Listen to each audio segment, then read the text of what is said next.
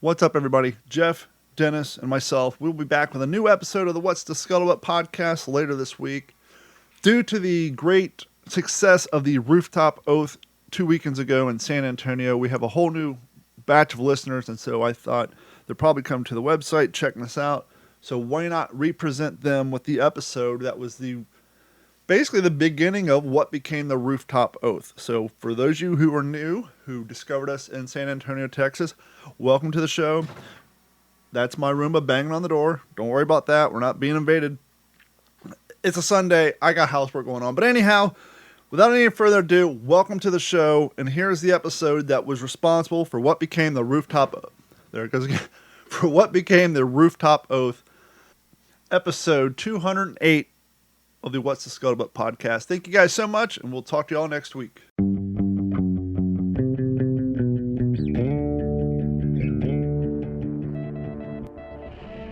Digital 410 Media proudly presents the What's the Scuttlebutt podcast with your hosts, Don Abernathy, Jeff Copsetta, and Dennis Blocker. What's up, everybody, and welcome to another episode of the What's the Scuttlebutt podcast, your favorite World War II based podcast, and we have a good show for you tonight. But real quick, before we get to that, I just want to remind y'all, thank you for your continued support of the podcast. We are growing. We see it. We're getting the emails. You know, Dennis, I feel that sometimes we forget the mail call. We don't mention it enough. We oftentimes forget it. And so we have new fans who don't know. If you want to reach out to us, send us an email. Mail call at WTSPWorldWar2.com. That's WTSPWWII.com. Send us anything. Thoughts, complaints, suggestions. Perhaps There's a topic like young Andrew here, which we're going to introduce shortly, who has something he wants to share. Something he says, hey, I got this really cool information. I know I can talk about it for an hour because I got a passion for it. Let me come on and share with the audience. And we're like, what? An episode we don't have to do research? Come on down. You're the next contestant on What's the Scuttlebutt. So if you are that way, look, Jeff and I have talked about it. One of the great things about living history in World War II is we cannot explain why little things bite onto us. I can't explain to you why I have 17 canteens in my garage. It's just a thing I like. I can't explain why I have 7-in-1 helmets surrounding me. It's just a thing I like. Jeff loves planes. Dennis has his own thing. Andrew has his own thing. So if you have your own thing, bring it to the show. Email us at mailcall@WTSPWorldWar2.com. And after you send that email, stay on our website or head over to our website, click on the Patreon link, sign up and subscribe. At the end of this month, we're giving away this. See that yellow stripe? And across the top of every single page, some poor intern at the publishing house had to stamp every single page with a rubber stamp that says not for resale. So we're going to give this away at the end of the month. All you have to do is be an active subscriber. Doesn't matter which tier, the $1, the $3, the $7.50 a month.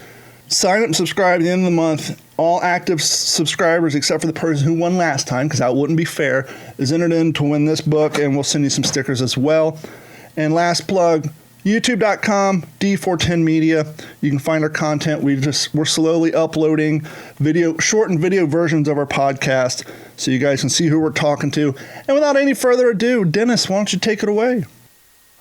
Sure. You know, exactly what you were talking about. Please send in your emails, messages. Like, we want to know what's on your mind. And the guest we have tonight is a direct result of that call out, you know. And one thing that we're all very passionate about as historians and, you know, impressionists of World War II is making sure that, and one thing I really enjoy is that we all have the same mindset on this, all three of us, is making sure that we're doing everything we can to bring along the next generation of historians who are in their 20s and early 30s, who are just as passionate, and they've got subjects that they've latched onto. So we don't want the history to disappear, and the young man we're having tonight is going to make sure that one facet of that is definitely not going to disappear. And it's such a unique story, and I'm really excited about it. It's actually takes place just south of me. And so I got to talk to Andrew and on the phone. We had a nice conversation that night, and I was super impressed. Yeah, this is a young man who has done his homework, and you are going to see that tonight. So Andrew, thank you. Thank you so much for Absolutely. And Don and Dennis, I can't thank you enough for letting me hop on tonight. It's an honor to be on your podcast. I'm sure avid World War II fan listens to this. I know I'm guilty of it sometimes at work when I got a slow or busy day. I turn this on and I listen to it. It makes a day go by faster. And you guys have a wide range of topics that it never gets old. So thank you very much. Well, I greatly appreciate that, and we appreciate you coming on. You know the format, so before we get into the topic, why don't you explain to our audience how you kind of got bit by the history bug and how this particular topic found its way to you and what drove you to find out more information to lead you to where we are today? Absolutely. So I grew up on a 7-generation family farm in the Lower Peninsula of Michigan. And ever since I was a kid, I don't know if people would let their kids do this now, but my dad was a very big history fan. And my vacations were never to the beach or, all that. We were tromping Civil War battlefields when I was a kid. And then besides, a Michigander can only go to Cedar Point so many times. Exactly. Yeah. And it was, I'd probably been to Gettysburg probably 20 times or more. And I was bit by that bug at an early age. My first movies that I watched when I was a kid, Saving Private Ryan, The Patriot, it's like, I don't know about today, but I really enjoyed that stuff. And so I remember, my entrance as a kid was Band of Brothers and like Saving Private Ryan. So all I knew was the European theater. My great grandfather served with an ordnance company in Europe. I never got to meet him, but he died about 38 years before I was born. So my dad never knew him, but we had a box of his stuff growing up. It was all of his war medals. He had PTSD when he got out of the war, kind of rough life, and it doesn't take away from what he did, but his stuff was pushed to the side. And my dad, like I said, was big into history, so he got that stuff. And we reconnected with that side of the family, and we had all of his war letters, and it showed what kind of person he was. Just a down-to-earth, oldest of 13 type guy, and just a great story. And so where I got into this was when the Pacific miniseries came out, which I know you guys are well versed on with Mr. Sledge being a part of your show and whatnot. But when that came out, I was like, there's another side of this war here. And so I looked for everything Pacific related. I was in the 6th grade at the time, and Flags of Our Fathers came across my radar, and I instantly was infatuated with that story. And just James Bradley did a fantastic job getting to know the key characters there and whatnot. And I couldn't tell you what got me to Harlan Block, the figure at the far end base of the pole, but he grew up on a farm like I did. He played football. I'm a big football guy, played in high school, and it was a smaller town in Texas, from what my research states. And I grew up in a very small town. I graduated with 57 kids. And so we had a connection like that. And so that, I would say, the long story short, that I saw a lot of similarities there. And I always wanted to write a book about him. I couldn't tell you why, because, there's been a lot written on the subject.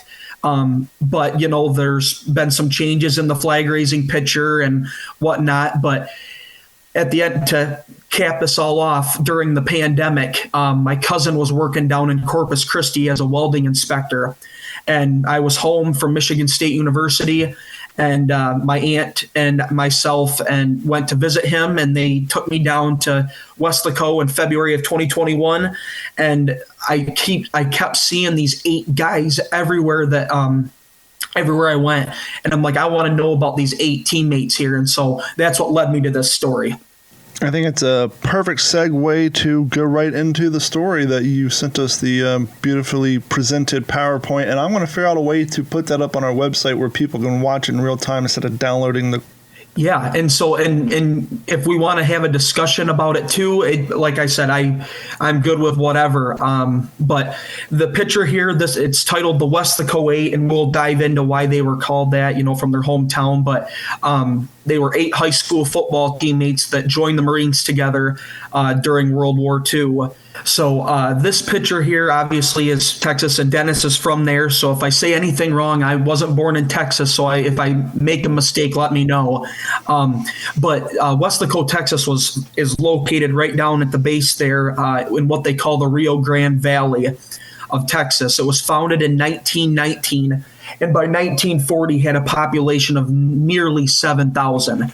And a lot of these guys that we're about to talk about here, they didn't grow up there. Well, they grew up there, but they weren't born there. They kind of migrated there from the 1920s after the Depression into that area. It was very heavily agriculture, and especially like citrus, cotton, and cattle were some of the big three. And I can't thank the Weslaco Museum enough. They've really have supported this project, and I've asked thousands. I'm sure you're all involved in the history world. I've asked thousands upon thousands of questions, and they always respond. So I appreciate that. So next slide. And so we'll introduce you to the 8 really quick, and I'll make it short and sweet. But this guy here, Edward Pete Hall, he was not the oldest of the 8, but he was, in terms of school, he was a year ahead of the rest of these guys. So he had graduated the year before in 1942, and I'm not sure if you guys have a football background, but he was a offensive lineman, and he was a co-captain on the team before. But their team wasn't very good. Their team, they were in a rebuilding season, and they only won 2 games. And one of the teams that they played was Mission, Texas, and the quarterback was Tom Landry. Wow. Oh, wow. And he beat them pretty bad. He was a good player, which we probably know now. Now, by all accounts, not to interrupt you, but by all accounts, was football at the level, because we all know of West Texas football and the love for football, but back in the 20s and 30s, was it even higher held esteem because of lack of entertainment around, or was it just kind of growing in its fanaticism throughout Texas at that time?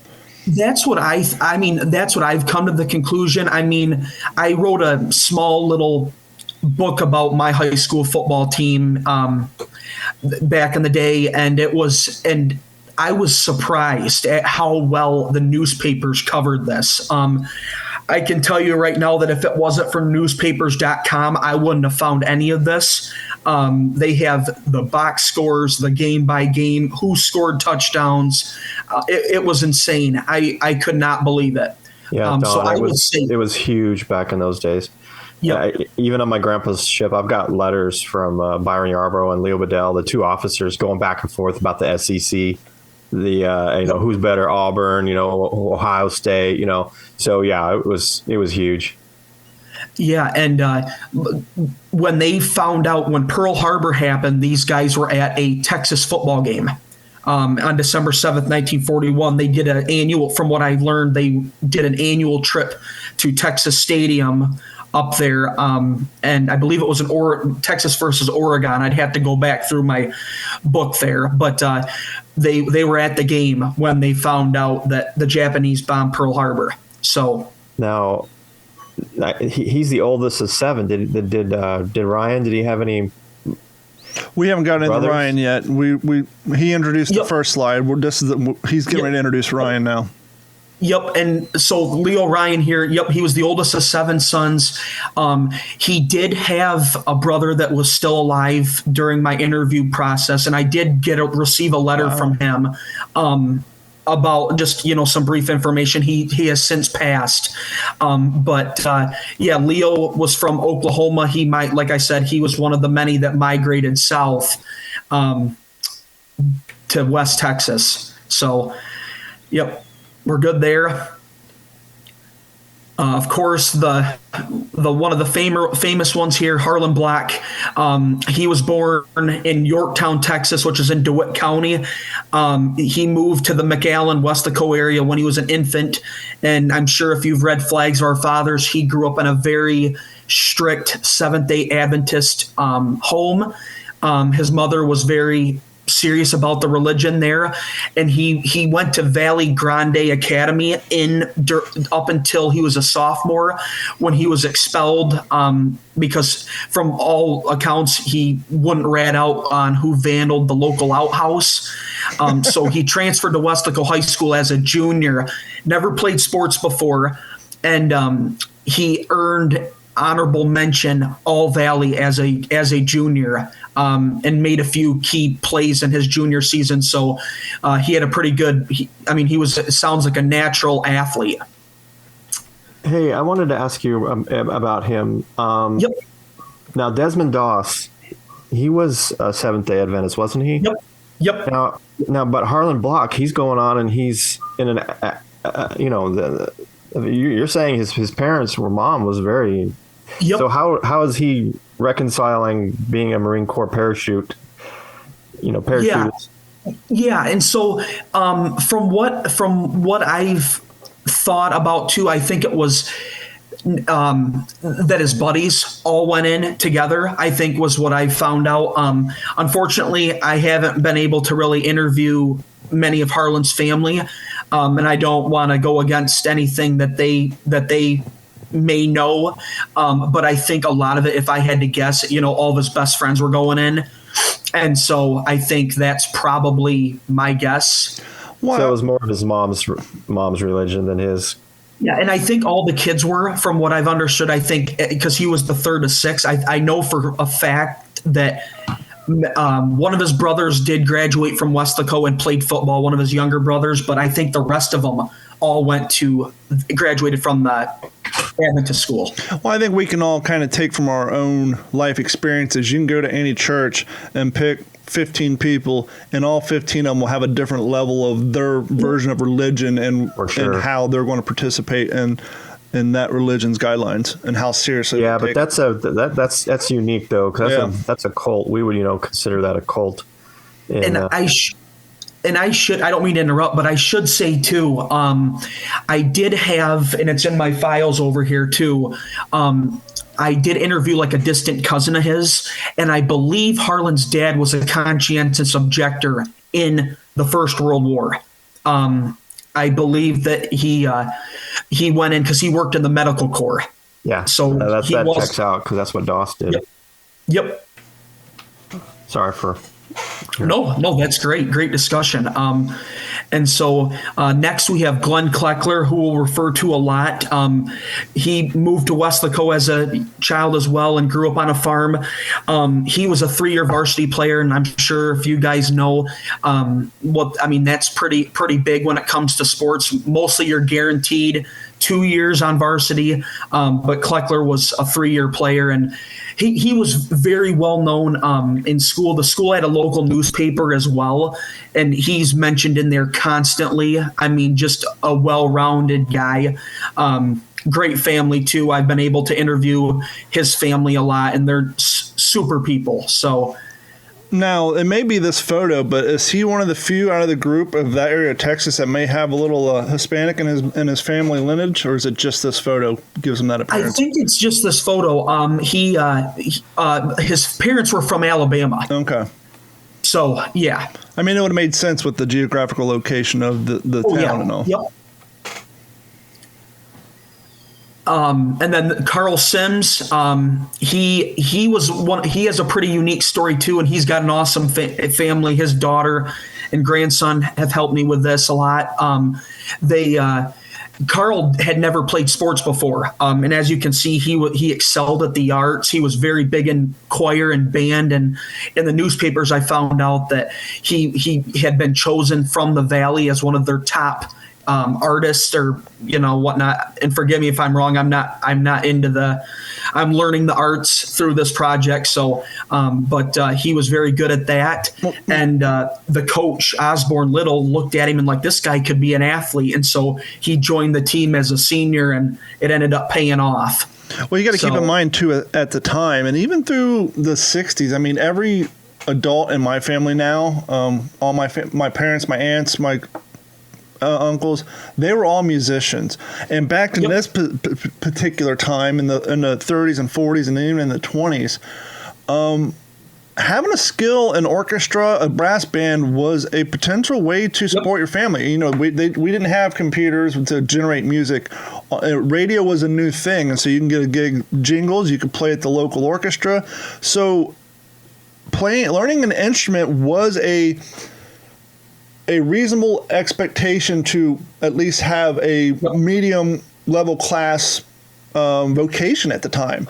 And so there was a tremendous amount of people who learned those skills, and sadly, you know, now it's a struggle to keep music departments going in schools these days. But back then it was typing and music. That was, you know, typing music or working with your hands. That's how you're going to possibly find a job outside of farming and coal mining back in those days. Well, and it's funny you mentioned that, because his job in the off season was working for the Rio Grande Valley Radio. So that was his job before going into the service. So, that we're good here. And then we got Leo Leduc.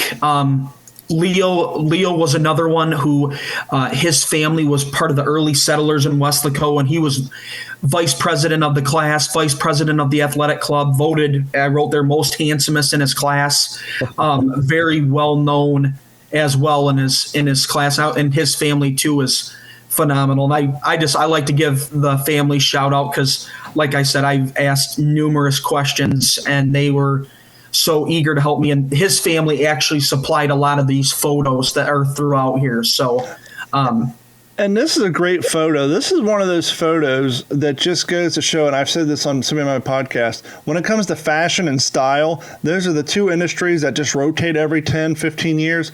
And if you would have put this in color, put a HD Instagram filter on it, with it, you know, because that hairstyle, it's starting to die out again, but it came back for a while a couple years ago, and I still have that now because of my living history. But you put a color Instagram filter on this, and this could easily pass as somebody's high school photo from 2 years ago. Oh, yeah. And then we got Robert Suter here. Robert's family also was great with this, but he was born on December 6, 1924. And I want you to, at the bottom, you'll see his brother, James Frederick Suter, was killed or listed as missing in action on the USS Arizona on December 7th. So the day after his brother's birthday, which I'm sure installed a little bit of drive into him as the war wore on. He was an excellent track athlete as well. He was a mile relay guy, ran the 400. Back then it was the 440. He was a good athlete as well. Running a 440 and Chuck Taylor All-Stars. No arch support. Just I know, flat right? rubber. Go ahead, Dennis. How did his have you talked to his family at all? Yep. How did his parents feel about him going into the Marine Corps? I mean, was there any other kids in the family? Nope. There was just he was the youngest of two sons, and I'm not sure. I know his dad. Terrified. Yeah, his dad died around the time that he went in, I think shortly before. So brother went, then dad went, and then he went, or he joined up. So it was, and his mom, I believe, remarried.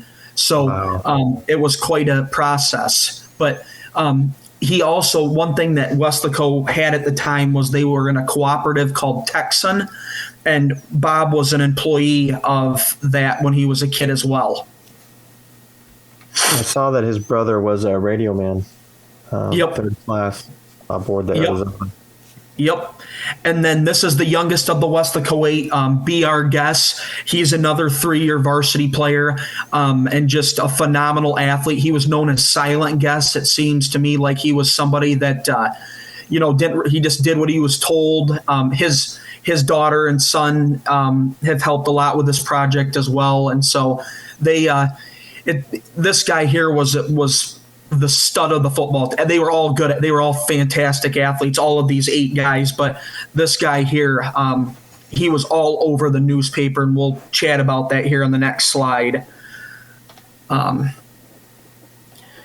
So the 1942 football season, 6 of the 7 seniors, this is their final year. Harlan Block is in the back row, second from the left, right next to Glenn Kleckler. a lot. The only one missing in here is Carl Sims, but they were predicted to have an average season, and they flipped their record around going into the season. But I will mention too, number 81 in the front row. I was just looking at 81. He's got a stellar pencil mustache. Yeah, he was a starter. His name was Joe Garza. And I will mention too, because I probably won't get to it later, but a lot of these guys went into the service after they graduated. And a lot of them followed the Marines because of what the 8 will do. But number 81 actually joined the Air Corps, and he went down in March, I believe, of 1944. He was killed as well. So Joe Garza was his name. But he was a grade below these other fellas. So, but yeah, next slide. Looking at this entire group and knowing that, 8, possibly a few more that, went to different services, but 8 of these cats went on to serve and to fight. Number 85, he definitely looks like he's either came out of the freshman class or like one of the youngest ones. I mean, you look at these, this group, and a lot of them look like, older, younger teens and young adults, but 85 really drives home the point of the age of this group when this photo was taken. Oh yeah. Yep. They probably all went in, don't you think? I mean, they're the prime. They're in the fit of the fittest, and Yep. I can tell you too, we talked about Leo Ryan and being the oldest of 7 kids. The guy in the back row next to Harlan Black, so it'd be to our left, so he'd be the first from the left in the back row. That is Kenneth Ryan. Kenneth Ryan was Leo's youngest brother. They were about a year apart. His interview is on the National Museum of the Pacific War website. Wow. His name was, and he specifically wrote in there that the main reason why he joined the Marines was because of what those 8 guys did. Wow. And he was on Iwo Jima as well. Wow. He was a part of the Joint Assault Signal Corps. But so here's the starting lineup, and we won't talk too much about this, but just to point out where the 7 of the 8 guys are. The left tackle is Bob Suter. The right guard is Leo Leduc. The right end is Leo Ryan. Quarterback is B.R. Guest. Fullback Harlan Black. And then the 2 halfbacks are Glenn Kleckler and Carl Sims. So all 7 started that year. Wow. And then this is their results. They went 6-2-1, and they had 7 shutouts. So if, like I said, football, that means their defense went 7 games without allowing a single touchdown. Wow. And 2 of those, and the 2 games that they did, they lost. So every other game, whether they tied or they won, they did not allow a single point scored on them. And by the end of the year, this is B.R. Guest running the ball. He scored 17 rushing touchdowns, threw for about 3 or 4, and he earned a spot on the All Valley team as one of the top players in the league. Wow. In this picture, and it's kind of hard to tell, but if you can see in the back, I mean, it looks like the crowd is just packed. Yeah, you can see that. And this is crowd, sitting and standing on the field, and then maybe a few. It's not like you had a huge rack of bleachers back then, but yeah, it's very filled in. And it was their armistice game, so that would have been game 8 at Donna when they lost 6-19. That was their, every year and even in our school, they had the local November 11th game. And so this was their game. And they played the local Donna rivals and lost. But they were 6-2-1 and totally flipped that record around because it was the opposite the year before. And so January 1943, and the dates differ. I have done my best on research, and like I said, I've interviewed a lot of the families. 5 of the 8 families have, and their parents really did not talk about what happened during or after the war. So Glenn Kleckler was the one that lived the longest, and I won't get into try and go off the rabbit hole here, but he was interviewed by the National Museum of the Pacific War as well, and he came up with the story that in January 1943, it was about the first war, from what he said, the first warmest day since the winter of